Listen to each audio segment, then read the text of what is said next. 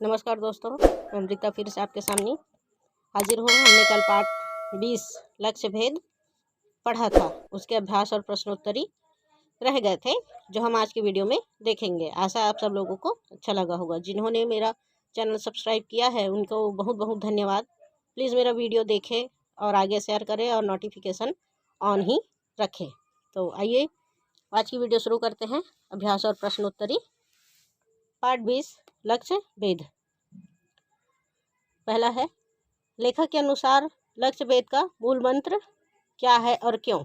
लेखक के अनुसार लक्ष्य भेद का मूल मंत्र है तन्मयता और एकाग्र चित्त। इसके अनुसार अपने मन को तन्मयता करके और एकाग्र करके सब कुछ भूलकर यदि हम अपने लक्ष्य की ओर ही ध्यान दें तो हमें लक्ष्य की प्राप्ति अर्थात सफलता जरूर मिलती ही है।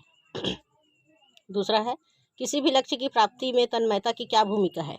किसी भी लक्ष्य की प्राप्ति में तन्मयता की बहुत महत्वपूर्ण भूमिका है। जब तक हम अपने मन में तन्मयता ना रखेंगे, उस लक्ष्य की प्राप्ति की ओर भागेंगे नहीं, उसको पाने की कोशिश नहीं करेंगे सब कुछ भूलकर, तब तक हम अपने लक्ष्य को प्राप्त नहीं कर सकते। इसलिए हमें हमारे मन में तन्मयता और एकाग्रता होना बहुत ज़रूरी है। तीसरा है, पाठ में तन्मयता के उदाहरण कौन कौन से हैं? पाठ में तन्मयता के उदाहरण हैं सब कुछ भूलकर, संसार में सब कुछ भूलकर एकाग्र चित्त होकर यदि तन्मयता किया जाए तो हमें सफलता प्राप्त होती है। जिस प्रकार अर्जुन के बारे में बताया गया है, जिस प्रकार अर्जुन को केवल वृक्ष पर बैठे चिड़िया की आंख ही दिखाई दे रही थी और मराठाओं के साथ युद्ध में भागने वाला रास्ता जो है काट दिया गया था।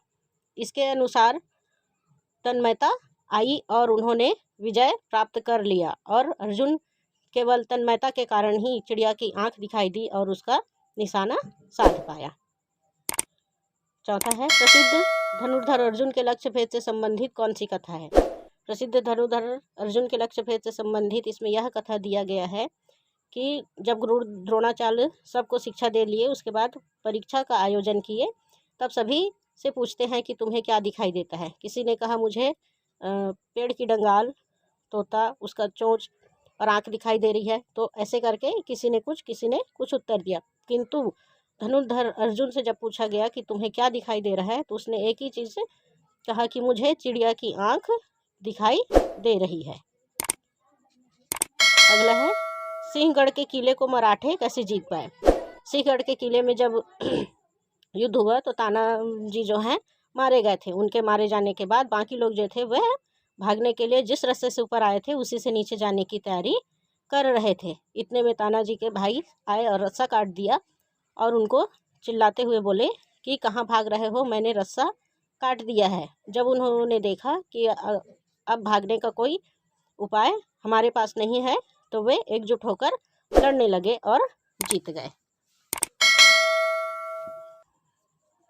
कुतुबनुमा की सुई हमें क्या सीख देती है? तो इसका उत्तर है, कुतुबनुमा की सुई की भांति एक दिशा और लक्ष्य में केंद्रित होना। कुतुबनुमा की सुई जिस प्रकार एक दिशा में ही चलते रहती, देखते रहती है, खड़ी रहती है, उसी प्रकार हमें अपने लक्ष्य के लिए केंद्रित होना और उसी दिशा में चलते रहना चाहिए।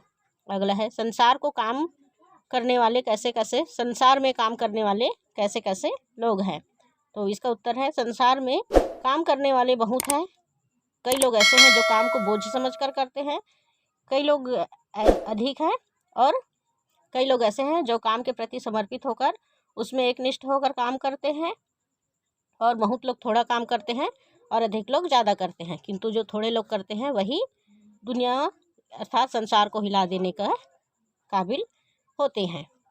अगला है 8वां, लेखक के अनुसार लक्ष्य भेद के लिए क्या आवश्यक है? लेखक के अनुसार लक्ष्य भेद के लिए एकाग्रता। दुनिया को भूल जाइए, अपने को भूल जाइए, केवल लक्ष्य के दर्शन कीजिए। लक्ष्य भेद के लिए हमें एकाग्रता होनी चाहिए। हमें दुनिया को भूलकर, सारा कुछ भूलकर हमें केवल लक्ष्य के दर्शन ही करने चाहिए। सोते बैठते उठते जागते केवल हमें लक्ष्य ही दिखाई दे, ऐसी तन्मयता हो, तब हम लक्ष्य को अवश्य ही भेद लेंगे। तो यह था हमारा पाठ 20 लक्ष्य भेद, अभ्यास और प्रश्नोत्तरी। आशा है आप सब लोगों को अच्छा लगा होगा। आज के लिए इतना ही। धन्यवाद।